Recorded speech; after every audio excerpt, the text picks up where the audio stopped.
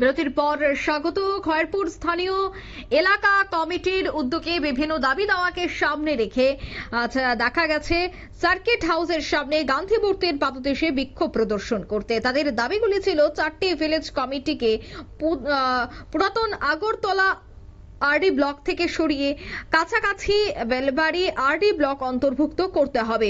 এছাড়া Radhamohanpur village committee, পশ্চিম Radhamohanpur village committee এবং বর্ধমান ঠাকুর village committee, ধূপছড়া village committee, এই 4টি ভিলেজ কমিটিকে বেলবাড়ি আরডি ব্লকের অন্তর্ভুক্ত করতে হবে। এই দাবি দাওয়াকে সামনে রেখেই কিন্তু আজ গান্ধী মূর্তির পাদদেশে তারা বিক্ষোভ কর্মসূচিতে সামিল হয়েছে। খয়েরপুর স্থানীয় এলাকা কমিটি তারা এই বিক্ষোভটি করেছে, তাদের কি বক্তব্য শোনাচ্ছি।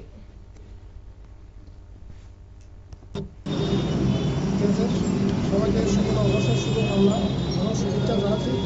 আজকে আমরা এখানে আন্দোলন করতে বাধ্য হয়েছি।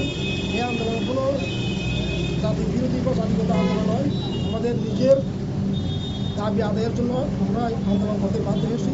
2022 সালে আমাদের একটা নোটিফিকেশন বের হয়েছিল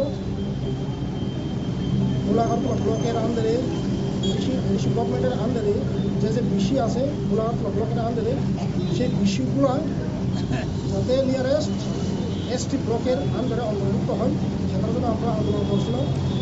এবার সাকসেস হয়েছি, আমরা নোটিফিকেশন পেয়েছি, কিন্তু এখনও ইমপ্লিমেন্ট হয়নি। সেই এটা ইমপ্লিমেন্ট করার জন্য আজকে আমরা আন্দোলন করতে বাধ্য হয়েছি। আজকের এই আন্দোলনটা ছোট্ট একটা আন্দোলন। আজকে যদি সাকসেস হয় তাহলে তো ঠিক আছে, আজকে যদি সাকসেস না হয় তাহলে আমরা আগামী দিনে আরও বৃহত্তর আন্দোলন করতে বাধ্য হব। আমাদের সারা ত্রিপুরার মধ্যে এখন 33টা বিসি আছে। সেই 33টা বিসির যতজন জনসাধারণ আছে তাদের সবাইকে এনে আমরা একটা রোড ব্লক করে সারা ত্রিপুরার মধ্যে আন্দোলন করে সারা ত্রিপুরাতে আমরা একটা দেখে দিতে চাই যে আমরা সব কিছু করতে পারি যদি আমাদের দাবি না মানে। আপনারা শুনলেন তাদের বক্তব্য। তাদের দাবি দাওয়া যদি খুব দ্রুত না মানা হয় তবে তারা বৃহত্তর আন্দোলনে সামিল হবেন, সেই কথাই কিন্তু জানিয়ে দিয়েছে খয়েরপুর লোকাল এরিয়া কমিটির উদ্যোগেই এই বিক্ষোভ কর্মসূচি। এখন দেখার বিষয় তাদের এই বিক্ষোভ এবং তাদের যে দাবি দেওয়া, সে দাবি দেওয়া কতটা পূর্ণতা পায়। নিয়ে নিচ্ছে এই মুহূর্তে ছোট্ট একটি বিজ্ঞাপন বিরতি, সঙ্গে থাকুন।